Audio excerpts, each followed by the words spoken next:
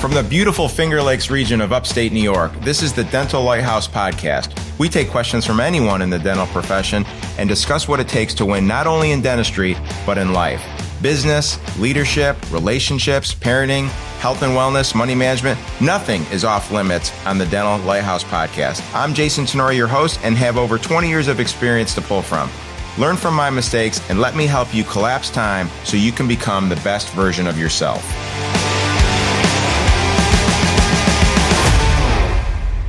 Yo, welcome back. Dr. Jason here, Dental Lighthouse Podcast. And I'm going to start this episode with a confession. I'm going to open up a little bit for you guys. For about a decade of my life, every January, I wrote down the same goals. Eat cleaner, get in the Word every morning, be more present with Kara and the kids, stop checking my phone at the dinner table, like literally between bites. It was like the same list every year. And you know what that means? When you have the same list every year, it means I failed at the same list every year. Because if I actually had figured out a way to incorporate that change, I wouldn't have needed to write it down year after year after year. So here I am, a grown man, a business owner, a guy who coaches other people on living a disciplined life, and I couldn't out-discipline some of my own bad habits.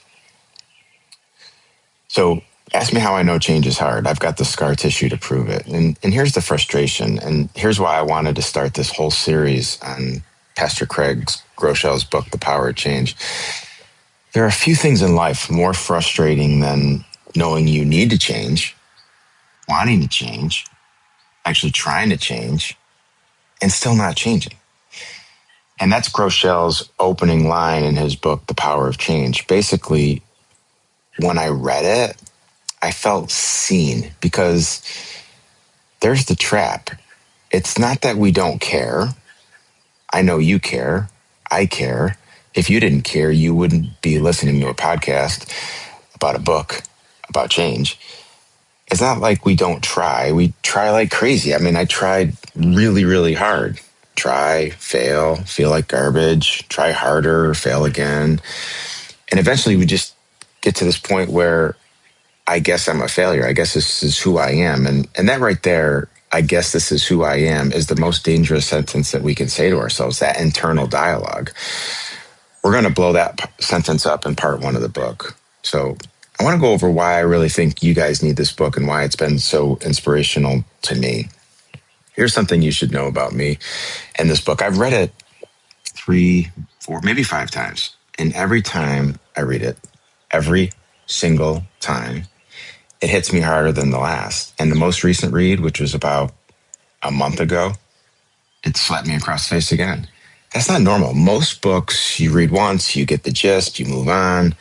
This one keeps finding new soft spots for me, new ways that can work on me. And I've come to believe that that's because these are not one and done lessons. These are lessons you practice for the rest of your life, because you actually want to become continually a better version of yourself. So that's the whole reason I really feel like this book series is so important. I want to hand you an opportunity to get everyone in this book, in a book that I believe could be extremely powerful in your life. Now, I read a lot of books on habits, Atomic Habits, Power of Habits, a lot of Dugan stuff, a lot of James Clear stuff. So I get it, but why this one? Why am I giving the next 5 Fridays of my podcast to Pastor Craig Groeschel? Well, there's 2 specific reasons. Most books tell you how to grind harder, how to behave. Groeschel says that you're aiming at the wrong thing entirely. You don't change your life by changing what you do. You change your life by changing who you are.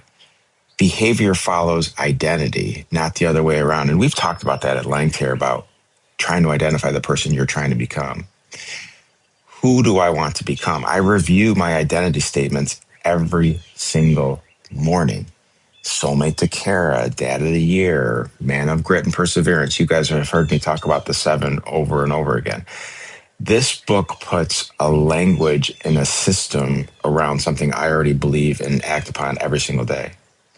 Reason number 2, and this is the kicker, the book was built exactly for the way my brain works and the way my brain teaches. And we'll start to unpack that. It's got 5 parts. Every single part is a contrast. The first part, who, not do. The second part, training, not trying. The third part, habits, not hope. The fourth part, sowing, not reaping. And the fifth part, God's power, not willpower. Now, if you've sat through any of my leadership stuff, you know I teach in contrast. I want you to be Sherlock, not a firefighter. I want you to be, humility is thinking of yourself less, not thinking of your. Humility is thinking less of yourself, not thinking of yourself less. I constantly try to teach in an X, not Y, and that, in my opinion, that's how the truth sticks. And Groeschel wrote a whole book in this language. So for me, this was like reading a blueprint of what I've been sketching on a napkin for years. So I really think that this is a powerful book, and I think you can get a lot of value on it. So here's the map for the next 5 Fridays or so. I'll give you a 1-line summary on pretty much each part. Part 1, who, not do. Change starts with identity, not behavior. Stop trying to do different things and start deciding who you are. This is the foundation. Miss this and the other 4 parts don't even count. Part 2, training, not trying. Here's the gut punch. You will never try your way to change. Trying is what you do in the moment. Training is what you do before the moment, so you're ready when it comes. I know this one cold from the gym. Nobody tries to deadlift heavy on game day. You train for that moment, so the moment takes care of itself. Part 3 is habit formation, not hope. Hope is not a strategy. Your life is the sum of your habits, and habits run on a loop you can actually engineer. And we'll start to talk about that and how to develop keystone habits and how to kill habits. Part 4 is sowing, not reaping. This is the one that could have written the title myself. I mean, it's inputs versus outputs. You don't have control over the harvest when it comes, but you do have control of what you sow. Fanatical consistency. The outputs will take care of themselves. And then part 5, God's power, not willpower. And this is where the book goes somewhere most habit books won't go, because after everything, after the identity work and after the training and after the habit loops, Groeschel says lasting change is ultimately a willpower project. It's a surrender project. It's God's power in you, not your white knuckle power. So willpower can take you to a certain point. God's power can push the rest. And here's why I think the book matters for everybody listening, not just the faith-based crowd or the church crowd. If you know the 4 futures framework that I follow, mind, muscle, meaning, and money, this book touches every single quadrant. Mind, because it will really help you rewire how you think about who you are. Muscle, because the same identity and training logic is exactly how you get into the best shape of your life, physically, mentally, emotionally, spiritually. Meaning because it's rooted in faith and becoming the person God actually made you to be. And money, because I'm telling you this, the entrepreneurs who win long term are the ones who have mastered their habits first.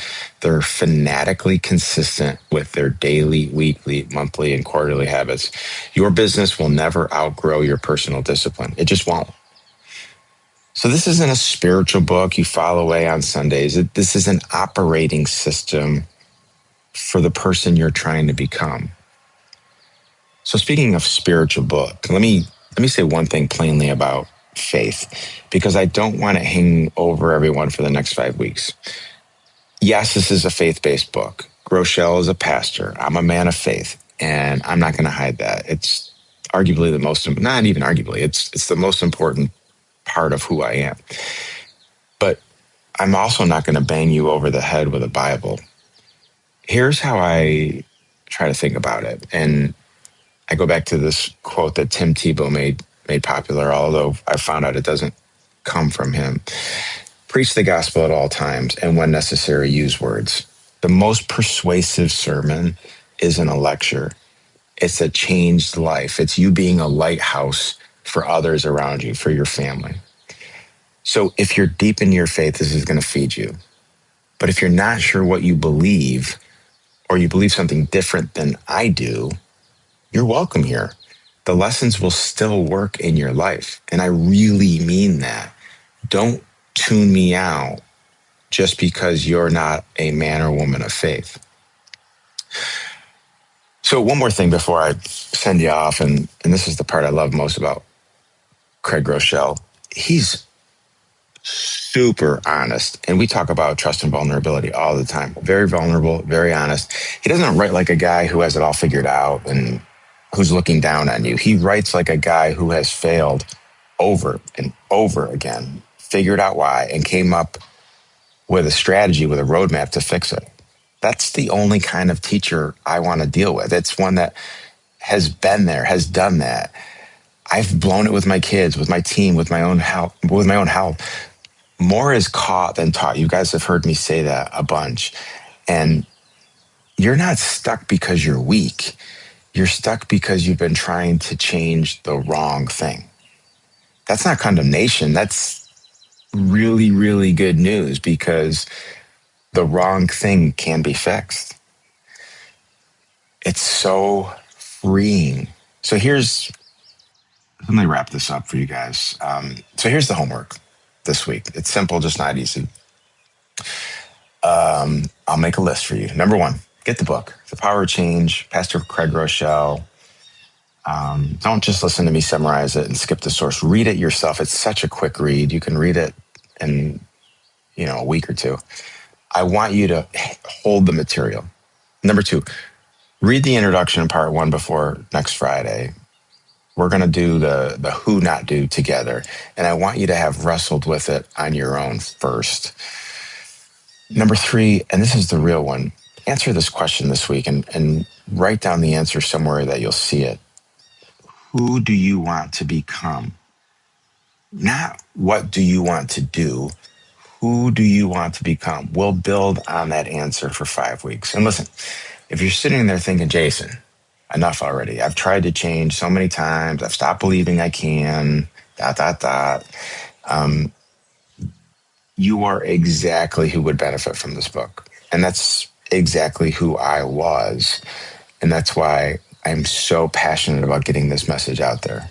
Reach out if you need a nudge to actually get started. Shoot me a text, DM me, whatever. Shoot me an email. As you guys know, my contact information is on the website, dentallighthouse.com.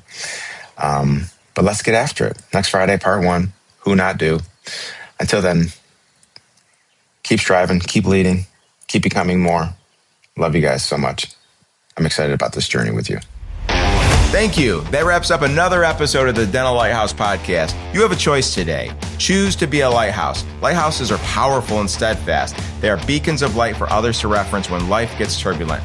Go out into the world today and become a lighthouse for someone. Give more than you get. True joy comes from serving others. Start today.